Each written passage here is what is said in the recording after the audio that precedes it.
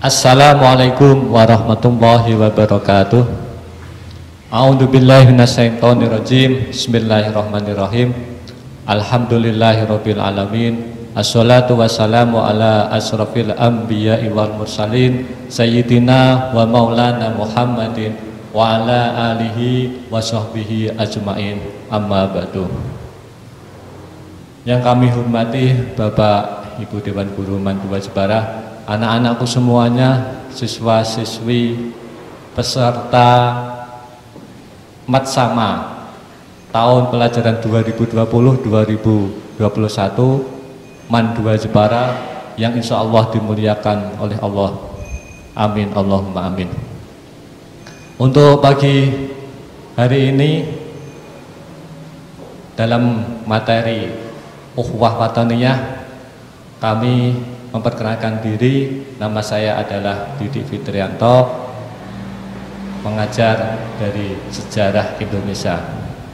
Anak-anakku semuanya, dalam materi Ukhuwah Wataniyah di dalam masa pandemi seperti ini tentunya menjadi sesuatu hal yang berbeda dengan hari-hari sebelumnya. Kalau di bab sebelumnya anak-anakku semuanya sudah mempelajari bagaimana ukhuwah Islamiyah, kemudian ukhuwah insaniyah, dan untuk pagi hari ini saya adalah memaknai ukhuwah wataniyah. Salah satu persaudaraan dalam Islam yang disebut adalah wataniyah, yaitu persaudaraan antar bangsa, di mana Indonesia adalah bangsa yang majemuk, yang memiliki banyak suku, ras, budaya, hingga agama yang berbeda-beda. Ini bisa menjadi satu kekuatan bagi bangsa Indonesia, bahkan bisa menjadi kelemahan kalau kita tidak bisa merawatnya. Anak-anakku semuanya, apa sih yang dimaksud dengan ukhuwah wataniyah? Yaitu dengan kata lain dari persaudaraan dalam atas dasar kebangsaan dan nasionalisme bangsa. Dari kata tersebut kita memaklumi bahwa bangsa Indonesia adalah bangsa yang besar, dari Sabang sampai Merauke, terdiri dari 17.000 pulau, terdiri dari suku, budaya, agama. Hampir seluruh agama di dunia itu ada di Indonesia.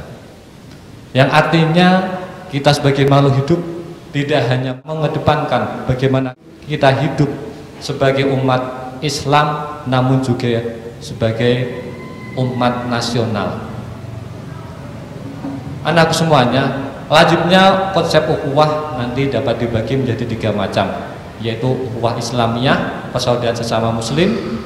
Yang kedua ukhuwah wataniyah, persaudaraan sesama bangsa, dan yang ketiga adalah ukhuwah basariyah atau persaudaraan sesama umat manusia. Kerukunan dalam ukhuwah wataniyah yang utama ini dapat dilakukan dengan cara yang pertama adalah saling toleransi dan tenggang rasa. Kita bisa melihat contoh, yaitu menghargai agama lain. Karena di dalam suatu negara atau bangsa seperti Indonesia yang besar ini ada bermacam-macam agama, tidak hanya Islam. Meskipun Islam adalah mayoritas di Indonesia, tapi Indonesia bukan dari negara Islam. Kemudian ukhuwah wataniyah sendiri ini mengajarkan kita untuk selalu menjaga persatuan dan kesatuan bangsa. Ini sudah menjadi tekad pendiri bangsa Indonesia, the founder yang dipelopori oleh Insinyur Soekarno dan kawan-kawan pada waktu itu, serta para ulama yang bertekad menjaga persatuan bangsa Indonesia. Meskipun Indonesia adalah mayoritas negara Islam, tetapi Indonesia bukan dari negara Islam. Dalam prakteknya ukhuwah wataniyah telah dicontohkan oleh Rasulullah SAW di dalam membangun kota Madinah. Bagaimana Rasulullah menciptakan piagam Madinah, atau di dalam Islam moderat saat ini adalah disebut dengan civil society. atau istilahnya orang barat. Apa? Tujuannya adalah untuk mewujudkan persatuan dalam persaudaraan sesama warga masyarakat Madinah. Perlu kita ketahui bahwa kota Madinah yang disebut sebagai kota Madani menurut Nurholis Majid itu adalah kota yang terdiri dari agama Islam, Nasrani, ada orang Yahudi, ada orang-orang kepercayaan lokal, tapi semuanya adalah satu ikatan. Semuanya di bawah bendera Islam, menjaga kota Madinah menjadi kota yang damai. Rasulullah SAW pernah bersabda, siapa yang beriman kepada Allah dan hari akhir, janganlah ia menyakiti tetangganya. Hadis riwayat Bukhari Muslim. Maksud tetangga ini adalah bukan tidak hanya tetangga yang dekat, tidak hanya tetangga yang menganut agama Islam, tetapi adalah semua tetangga baik Muslim maupun non-Muslim. Ini harus kita hormati. Dalam konteks Indonesia, di dalam semangat Sumpah Pemuda yang dipelopori oleh para pemuda yang sudah bertekad mengikrarkan, yaitu tanah air yang satu, tanah air Indonesia, bangsa yang satu, bangsa Indonesia, bahasa yang satu, bahasa Indonesia. Ini sudah menjadi tekad bulat kalau bangsa Indonesia tidak memandang warna, tetapi ada yang dipandang adalah Indonesia.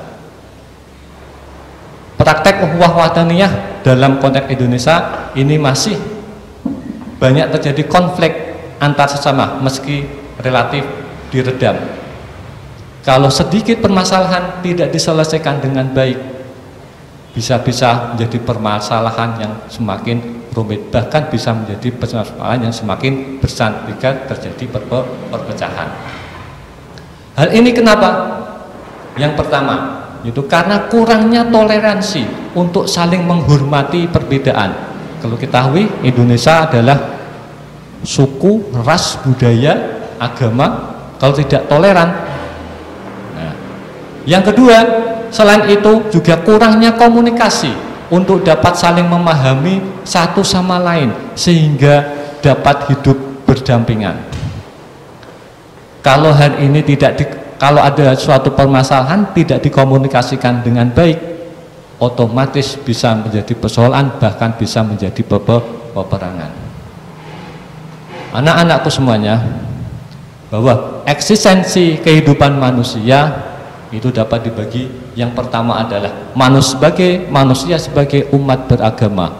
Jadi beragama tidak hanya agama Islam saja, tetapi adalah agama yang bermacam-macam. Hampir seluruh dunia itu ada di Indonesia. Yang kedua, manusia sebagai anak bangsa satu, yaitu bangsa Indonesia, bukan milik satu golongan, bukan milik satu pulau, bukan milik suatu kaum, tapi adalah milik bangsa Indonesia. Yang ketiga, manusia adalah sebagai warga dunia. Maklum, sebagai warga dunia, berbagai macam bahasa, warna kulit, ini harus saling dihormati. Ada yang warnanya putih, hitam, kuning, dan sebagainya.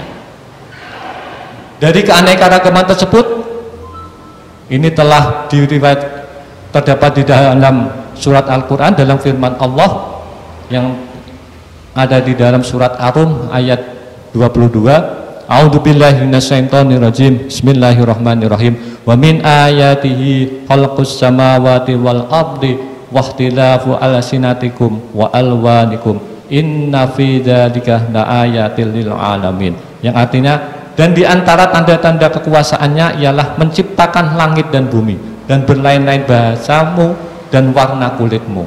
Sesungguhnya pada yang demikian itu benar-benar terdapat tanda-tanda bagi orang-orang yang mengetahui.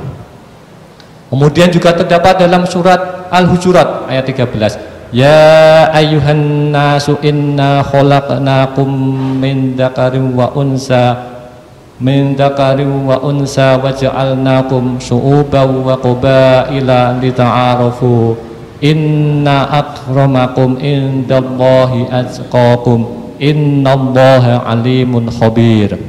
Hei manusia, sesungguhnya kami menciptakan kamu dari seorang laki-laki dan seorang perempuan dan menjadikan kamu berbangsa-bangsa dan bersuku-suku supaya kamu saling kenal mengenal. Sesungguhnya orang yang paling mulia di antara kamu di sisi Allah ialah orang yang paling takwa di antara kamu. Sesungguhnya Allah Maha mengetahui lagi Maha mengenal. Dari kedua ayat tersebut kita bisa memaknai bahwa sudah ditaskan di dalam Al-Quran kalau kita bangsa Indonesia ini adalah bangsa yang majemuk, yang terdiri dari berbagai macam budaya, agama, dan ras, di mana Indonesia menjadi bangsa yang majemuk sesuai dengan Bhinneka Tunggal Ika tersebut. Tidak hanya etnis, suku, ras, dan agama, termasuk juga adalah kelas sosial yang beraneka ragam. Dari ketiga konsep ukhuwah tersebut, baik Islamiyah, Watoniyah maupun Basariyah, diharapkan kita harus mampu membangun persaudaraan antar umat beragama.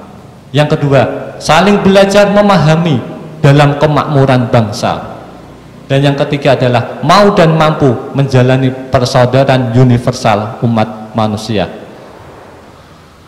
Nah, apa yang harus kita lakukan di tengah kebinekaan? Yang pertama adalah kita harus bisa membangun damai. Jika ada suatu permasalahan, jangan langsung diselesaikan dengan kekerasan, tetapi adalah dicari jalan yang damai.